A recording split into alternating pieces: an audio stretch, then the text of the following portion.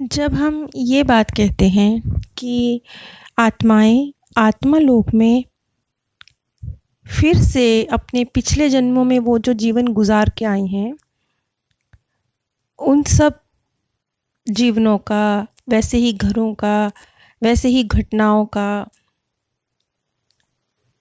एक बार फिर से उसी का एक प्रतिरूप तैयार कर सकती हैं सोल वर्ल्ड में, और उसमें उस वक़्त को एक बार फिर से महसूस करती हैं, ऐसे जैसे वक़्त ठहर गया हो।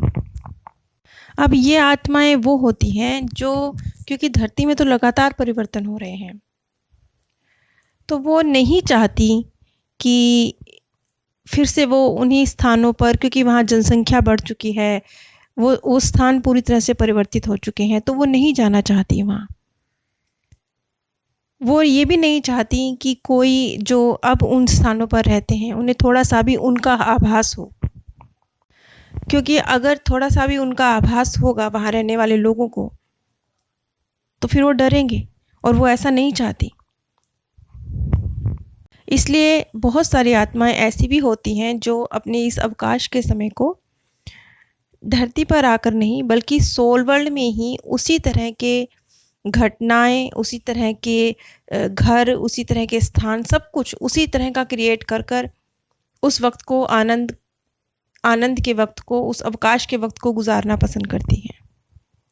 अब ये आत्माएँ ऐसा करती कैसे हैं?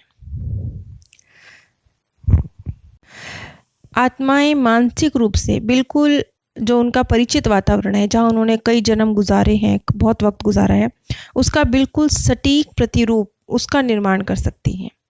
जहाँ वो रहने की अभ्यस्त थी, कुछ भी वहाँ का गलियाँ, मोहल्ले, मैदान, घर, स्कूल, बिल्कुल उसी तरह का प्रतिरूप वो तैयार कर सकती हैं।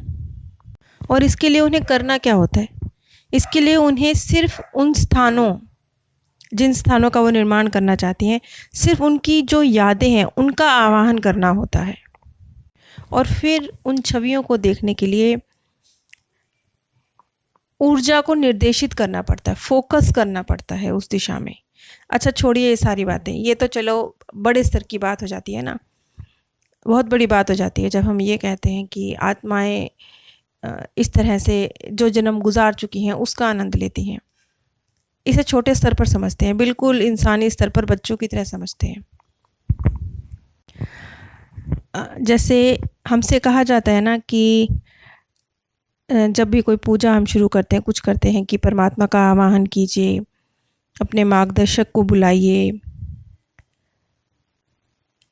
और कई बार हम ये मानसिक रूप से करते हैं, भावनात्मक रूप से करते हैं, मौखिक रूप से करते हैं, बहुत तरह से हम ये कार्य करते हैं।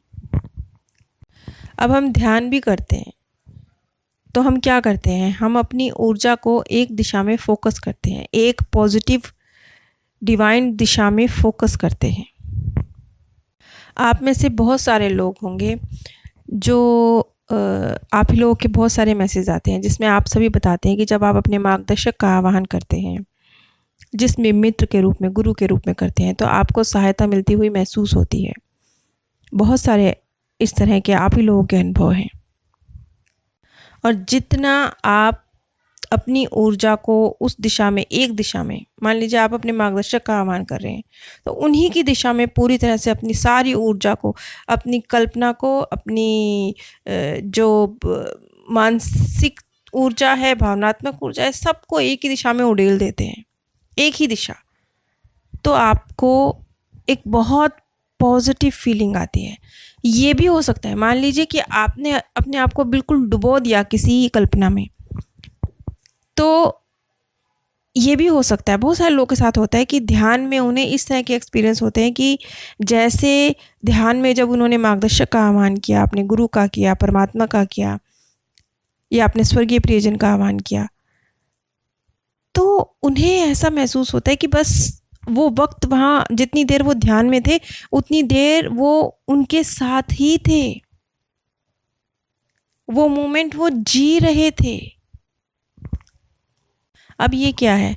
ये बहुत बहुत बहुत छोटे स्तर पर हम एक ऊर्जा का निर्माण कर रहे हैं, और मान लीजिए आप अपनी कल्पना में एक घर का भी निर्माण करते हैं, तो क्या कर रहे हैं आप थोड़ी देर के लिए, जब तक आपकी आंखें बंद हैं, आप अपने आप को उस घर में फील कर रहे हैं। आप अगर ये ध्यान के वक्त विजुलाइज कर रहे हैं कि आपके मार्गदर्शक ने आपको सीने से लगाया हुआ है, तो थोड़ी देर के लिए आपके सीने में ठंडक पहुंच रही है, आपको लग रहा है कि नहीं, मेरे को सहारा मिला हुआ है। अब ये फीलिंग थोड़ी देर के लिए होती है, क्यों? क्योंकि हमें तो इतनी शक्ति ही नहीं है, हम अपनी ऊर्जा का फोकस बहुत लंबे समय तक एक दिशा में कर ही नहीं पाते और सही तरह से नहीं कर पाते, पूरे विश्वास के साथ, पूरी शक्ति के साथ नहीं कर पाते। लेकिन सोल वर्ल्ड इन चीज़ों से परे है। वहाँ पर तो खुद ऊर्जा है ना, आत्मा भी तो ऊर्जा है ना। वो खुद जब अपनी ऊर्जा को, और ये एक व्यक्ति नहीं करता, मान लीजिए एक परिवार में 4 लोग थे जिन्होंने आज से 100 साल पहले कहीं पे जीवन गुजारा है, वो अगर 4 लोग मिल के अपनी ऊर्जा को एक ही दिशा में केंद्रित कर रहे हैं, उस एक ही छवि का निर्माण कर रहे हैं, तो उन सब की कंबाइंड ऊर्जा आत्मा लोक में इस तरह की स्थिति का निर्माण करती है। एक्चुअली ये कैसा कहना चाहिए कि आत्मा अपनी ऊर्जा को निर्देशित करने में बहुत सक्षम होती है सोल वर्ल्ड में, धरती पर इतनी नहीं होती। और सिर्फ वो उन स्थानों का निर्माण नहीं करती, बल्कि वो जिस शरीर में उस वक्त थी जब उनका जन्म था, तो उस शरीर की भी पुनर्रचना कर सकती हैं। अब डॉक्टर न्यूटन के पास एक माध्यम आए जिन्होंने अपने इस तरह के एक्सपीरियंस को बयां किया। तो उनका जो एक्सपीरियंस था वो क्या था? वो कहते हैं कि जो मेरी पत्नी थी जिसका नाम था इरिका, और मैं, हम 2 लोग थे जो अपने छोटे से घर को बहुत पसंद करते थे, जो घर हमने बेवरियन पर्वतों पर बनाया था। जब मृत्यु के बाद की दुनिया में वो ये दोबारा चाहते थे कि एक बार फिर से वो उस चीज़ का एक्सपीरियंस करें, उस घर का एक्सपीरियंस करें, तो उन दोनों ने मिलकर, उन दोनों पति पत्नी ने, मतलब 2 आत्माओं ने मिलकर उस ऊर्जा को फिर से निर्देशित किया, फिर से। और उनके प्रशिक्षक ने भी इसमें उनकी सहायता करी, शायद ये उनके मार्गदर्शक रहे होंगे या उनके वहाँ गुरुजन रहे होंगे। उन्होंने भी इसकी सहायता करी कि वो इस तरीके से उस छवि का निर्माण कर सकें। आगे उन माध्यम ने ये बताया कि उसका एक छवि, उसकी एक प्रतिबिंब समझ लीजिए, वो मेरे मन में था उस घर का। और जब हमने अपनी ऊर्जा का हस्तांतरण शुरू किया, जब अपनी ऊर्जा को निर्देशित करना शुरू किया, दोनों ने, 2 आत्माओं ने मिलकर, तो उस समय जो उनके गुरुजन थे उन्होंने भी उस छवि को जो उनके मन में थी उस घर की, उसे अच्छी तरह से देखा और उस ऊर्जा को निर्देशित करने में उनकी सहायता करी कि कैसे कैसे फोकस करना है और फिर से उस छवि का निर्माण करना है। अब इससे एक चीज़ और निकल कर आती है कि सारी आत्माओं में क्षमता नहीं होती होगी, नहीं होती। क्यों? क्योंकि जैसे यहाँ पर गुरुजन की मदद लेनी पड़ी और 2 आत्माओं को किस तरीके से निर्देशित करना है अपनी ऊर्जा को, ये समझना सीखना पड़ा। तो मैं नहीं समझती, जैसे सीढ़ी दर सीढ़ी हम तरक्की करते जाते हैं ना, धीरे धीरे हम किसी किसी चीज़ में पारंगत होते जाते हैं। बचपन से तो हम हर चीज़ में जो आज हम कर लेते हैं उन चीज़ों में हम बचपन से थोड़े पारंगत थे, धीरे धीरे हमने सीखी हैं। इसी तरह से आत्मा भी एक तरह से मान लीजिए जब सोल वर्ल्ड में है, बिगनिंग की स्टेज पे है, बच्ची ही है, मतलब ज़्यादा जन्म उसने नहीं लिए हैं, तब शायद उसमें इतनी क्षमता नहीं होती होगी। सोल वर्ल्ड में जो आत्माएं ज़्यादा वक्त गुजार कर गई हैं, धीरे धीरे करके वो और ज़्यादा ग्रो करती हैं, सीखती हैं और सोल वर्ल्ड में अलग अलग तरह के कार्य करती हैं। अब ये जो एक्सपीरियंस था, इसमें एक कदम और आगे बढ़कर वो बताते हैं कि उनके एक मित्र भी थे, मतलब यहाँ कई आत्माएं शामिल हैं उस परिदृश्य के, उस घर के निर्माण में, घर कह लीजिए, वो मोहल्ला कह लीजिए, जो भी कह लीजिए। तो उनके एक मित्र थे हैंस और एल्फ, जो जनवरी में उनके घर के करीब रहा करते थे। तो उन्होंने भी इसमें उनका साथ दिया क्योंकि वो उनके पड़ोसी हुआ करते थे। तो पूरा परिदृश्य तैयार करने में सब आत्माएं मिलकर एक दूसरे का साथ दे रही हैं। शायद ये एक आत्मा के बस की बात भी नहीं होती होगी। और वैसे भी ये तो खेल है ना, अब खेल है तो 10 बच्चे मिलके ही तो खेलते हैं, एक अकेला बच्चा कैसे खेल लेगा। आगे उसने बताया कि हमने सब कुछ किया, मैं और मेरी पत्नी हम दोनों ने मिलकर कि जिस तरह की हमारे घर के अंदर की सजावट थी वो बिल्कुल एग्जैक्टली वैसे करी। जैसे एक पुरानी लाइब्रेरी हुआ करती थी हमारे घर में छोटी सी, हमने वैसी ही बनाई। जैसे उनकी पत्नी की रसोई हुआ करती थी छोटी सी, बिल्कुल वैसी बनाई।